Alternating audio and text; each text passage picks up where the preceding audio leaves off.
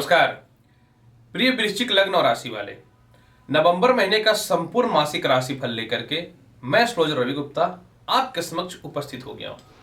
प्रिय वृश्चिक लग्न और राशि वाले, मैं बताऊंगा कैसा रहेगा नवंबर महीने का हाल। अगर ग्रहों की स्थितियों में किसी प्रकार की कोई अस्थिरताएं या अशुभ स्थिति उत्पन्न हो रही है तो आपको कौन सा उपाय कर लेना चाहिए, इसकी भी संपूर्ण जानकारी मैं आपके समक्ष उपस्थित करूंगा। प्रिय वृश्चिक लग्न और राशि वाले, सर्वप्रथम अगर मैं आपका नवंबर महीने का कर्म क्षेत्र की स्थिति के बारे में बताना चाहूं तो देखिए, आपके कर्म क्षेत्र का मालिक जो है वो सूर्य है। सूर्य जो है ये 16 नवंबर तक द्वादश स्थान में नीचस्थ राशि यानी तुला राशि में बैठे हुए हैं। दूसरी महत्वपूर्ण बात क्या है कि इसके अलावा आपके कर्म क्षेत्र के स्थितियों में और किसी भी ग्रहों की दृष्टि 16 नवंबर के अलावा 20 नवंबर तक नहीं है। अर्थात 16 नवंबर तक सूर्य नीच का है, यानी 16 नवंबर तक आपको व्यापार नौकरी में दिक्कतों का सामना करना पड़ेगा।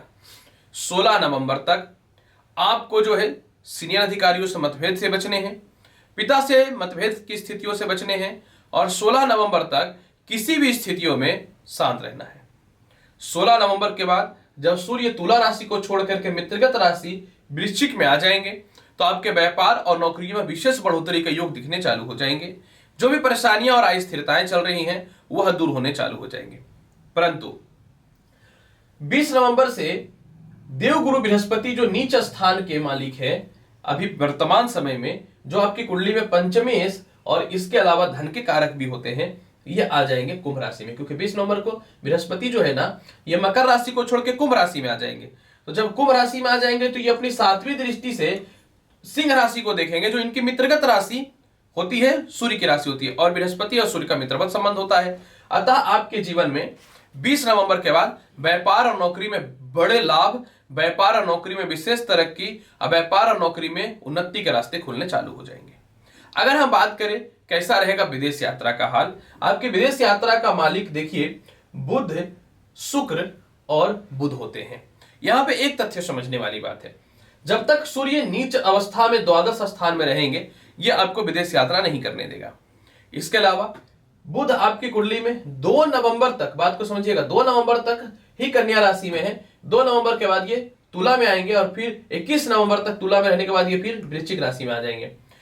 यहां पे स्पष्ट तौर पे सूर्य जब 16 नवंबर को द्वादश स्थान छोड़ के लग्न में आएंगे और बृहस्पति जो कि द्वितीय है, ये जो है मकर राशि को छोड़ करके कुंभ राशि में 20 नवंबर से आएंगे, तो यहां पे इनकी 9वीं दृष्टि द्वादश स्थान पे पड़ेगी। और दूसरी महत्वपूर्ण बात क्या है कि कुंडली में बुध जो है ये 21 नवंबर के बाद फिर केंद्र में आ जाएंगे। अर्थात आपके 20 नवंबर के बाद ही विदेश यात्राओं से रिलेटेड लाभ, विदेश यात्राओं से स्थितियों में सुधार और विदेशों से रिलेटेड व्यापार की तरक्की के रास्ते खुलते हैं, अन्यथा चांसेस ना के बराबर रहेगा। अगर हम बात करें कैसा रहेगा आय का हाल, क्योंकि आय के बिना तो संसार चलना नहीं है। आय का मालिक बुध 2 नवंबर तक ही आय स्थान में रहेगा, फिर ये द्वादश हो जाएंगे।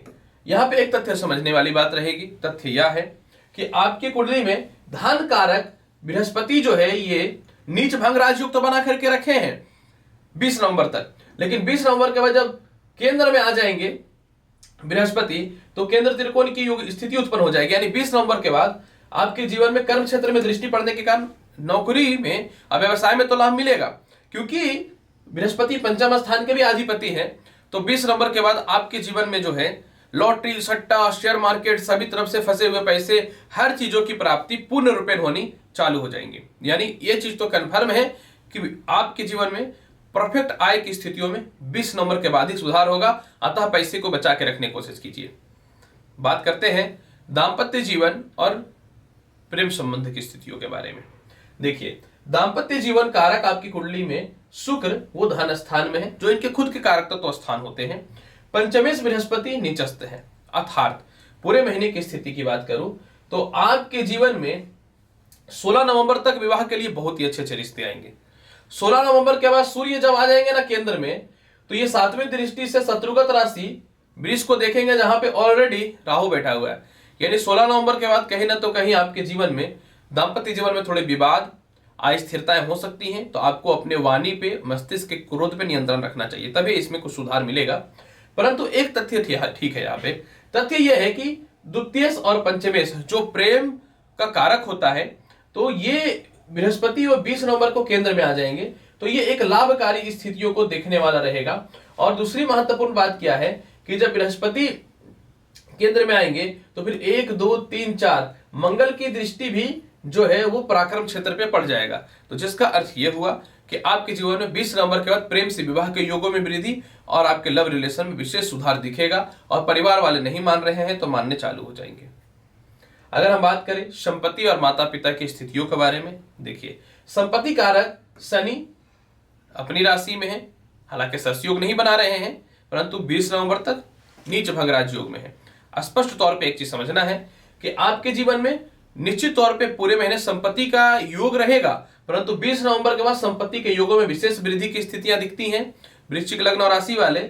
और क्योंकि बृहस्पति चतुर्थ स्थान में आएंगे तो आपको 20 नवंबर से पहले नीच भंग राजयोग के कारण खानदानी प्रॉपर्टी विवाद, रिश्तेदारों से मतभेद या स्थिरता या धन संबंधी जो विवाद चल रहा है वो 20 नवंबर से पहले सॉल्व रहेगा, लेकिन 20 नवंबर के बाद नए प्रॉपर्टी और नए संपत्ति के योग दिखने चालू हो जाएंगे। पूरे महीने माता और पिता से तालमेल आपके बहुत ही अच्छे रहेंगे, इसमें कोई शक नहीं है, लेकिन 16 नवंबर तक पिता से थोड़ा मतभेद, पिता का थोड़ा स्वास्थ्य खराब रहेगा, इस पे आपको ध्यान देने की स्थितियों में रहना पड़ेगा।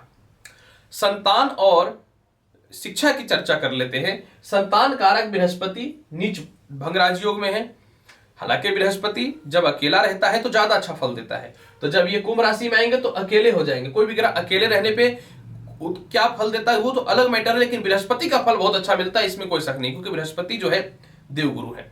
तो यहाँ पे जब 20 नवंबर को बृहस्पति पंचमेश हो जाएंगे, हालांकि 2 नवंबर तक देखिए नीच की दृष्टि रहेगी शिक्षा और संतान पे, मतलब 2 नवंबर तक शिक्षा संबंधी दिक्कत, संतान संबंधित परेशानियां निश्चित तौर पे रहना है, लेकिन 20 नवंबर के बाद जब पंचमेश आपकी कुंडली में 4th हाउस में आ जाएंगे और यहाँ पे काल पुरुष की कुंडली में उच्चस्थ फल देने वाला होता है बृहस्पति यहाँ पे, तो आपकी कुंडली में 20 नवंबर के बाद संतान सुखों में वृद्धि, उच्च शिक्षा का योग, संतान से मतभेद में कमी, संतान के स्वास्थ्य को लेकर के परेशानी या संतान के हर चीजों को लेकर के जो परेशानियां चल रही थी, ये 20 नवंबर के बाद आपके निश्चित तौर पे समाप्ति के कगार पे रहने वाले रहेंगे। अगर हम चर्चा कर ले कैसा रहेगा शत्रुता का हाल और कर्ज की स्थिति के बारे में भी चर्चा कर लेता हूं, स्वास्थ्य को भी देख लेते हैं। देखिए स्वास्थ्य कारक, कर्ज कारक, शत्रु कारक मंगल द्वादश स्थान पे, लेकिन 7वीं दृष्टि से अपनी राशि को देख रहे हैं, और सूर्य की भी यहाँ पे उच्च की दृष्टि 16 नवंबर तक पड़ने वाली रहेगी, जो लाभकारी स्थितियों को दिखाने वाला रहेगा। इसके अलावा 2 नवंबर के बाद बुध की भी दृष्टि 6ठे स्थान पे पड़ेगा, और बुध जो होता है 6ठे हाउस के कारक होते हैं। तो यहाँ पे कहीं ना तो कहीं पूरे महीने आपके कर्ज की समाप्ति के रास्ते खुलेंगे, शत्रु आपके नजदीक भी नहीं भटकने वाला रहेगा, पूरे महीने आपका स्वास्थ्य की स्थितियों में विशेष सुधार रहेगा, परंतु 16 नवंबर तक जो है सिर में थोड़ी दर्द और नेत्र की समस्याएं, और 20 नवंबर तक थोड़ी सी पाचन शक्ति की समस्याएं, और 21 नवंबर तक नसों का खिंचाव, यूरिन इन्फेक्शन से रिलेटेड समस्याएं हो सकती हैं, तो आपको सावधान रहने की पूर्ण आवश्यकता रहेगी। केस मुकदमा की बात करूं तो आपके जीवन में केस मुकदमा आपके जीवन में बहुत बेहतर नहीं है। मैं बोलूंगा पूरे महीने केस मुकदमा से बच के रहिए। किसी प्रकार को बड़ा बिल लेना है, टालना चाहते हैं तो आप नवंबर का महीने को टालने का कोशिश कीजिए, नहीं तो दिक्कतें हो सकती हैं। उपाय के तौर पे 16 नवंबर तक सूर्य को जल दीजिए, प्रत्येक दिन अपने भोजन में गुड़ का सेवन अवश्य कीजिए, प्रत्येक दिन विष्णु जी को पीला पुष्प चढ़ाइएगा, और इसके अलावा क्योंकि राहु ज्यादा ही आपको डिस्टर्ब और परेशान कर रहा है, तो पूरे महीने आप शिव चालीसा का पाठ करिए, पीले चंदन का तिलक अवश्य लगाइए।